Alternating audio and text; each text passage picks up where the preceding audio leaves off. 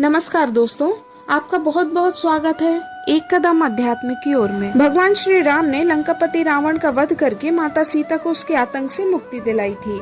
वहीं श्री राम ने लंका के राजा रावण समेत उसके भाइयों और पुत्रों का भी वध कर दिया था, जिससे लंका में विधवा महिलाओं की संख्या बहुत बढ़ गई थी। उन्हीं में से एक थी रावण की पत्नी मंदोदरी, जो विधवा होने के बाद अकेली थी। ऐसे में रावण की मृत्यु के बाद मंदोदरी का क्या हुआ, उसने क्या किया, आइए जानते हैं हम इस कहानी में।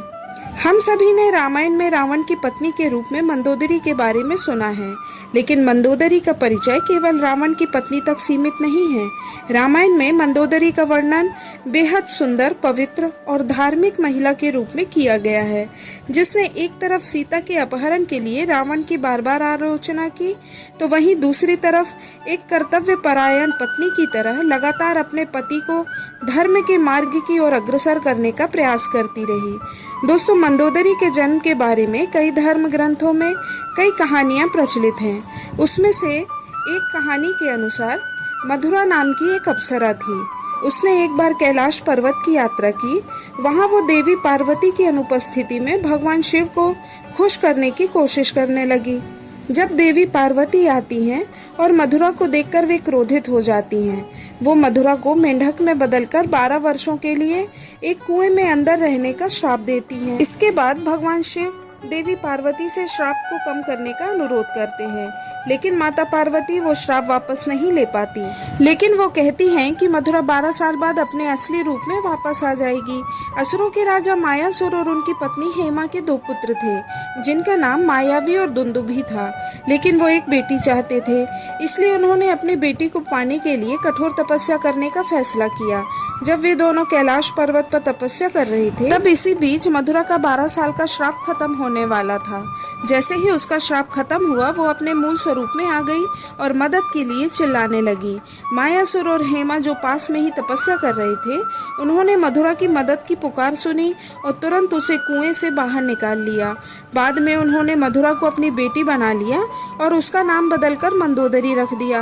एक बार रावण मायासुर के महल में गया तो वहां उसने मंदोदरी को देखा और उस पर मोहित हो गया। उसने मायासुर से मंदोदरी का हाथ मांगा, लेकिन मायासुर ने मना कर दिया, जिससे रावण नाराज हो गया और मंदोदरी को उससे शादी करने के लिए मजबूर करने लगा। मंदोदरी को पता था कि रावण भगवान शिव का भक्त है और बेहद शक्तिशाली है। इस डर से वो अपने पिता की रक्षा के लिए शादी के लिए सहमत हो जाती है। भगवान राम ने रावण का वध करने के बाद विभीषण को लंका का राजा बना दिया था।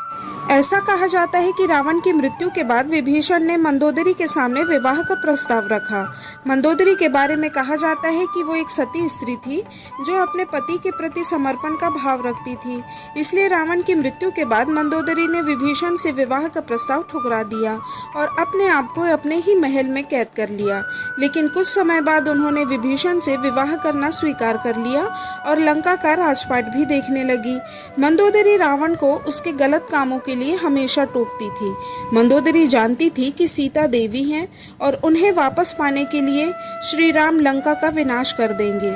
ये जानकर कि रावण अपने विनाश के मार्ग पर जा रहा है, मंदोदरी उसे लगातार धर्म के मार्ग पर लाने का प्रयास करती रही।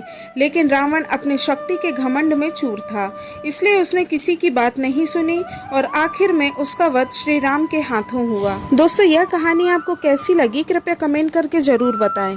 साथ ही चैनल को सब्सक्राइब करें, वीडियो को लाइक करें और देखते रहिए एक कदम अध्यात्म की ओर। धन्यवाद। जय श्री राम।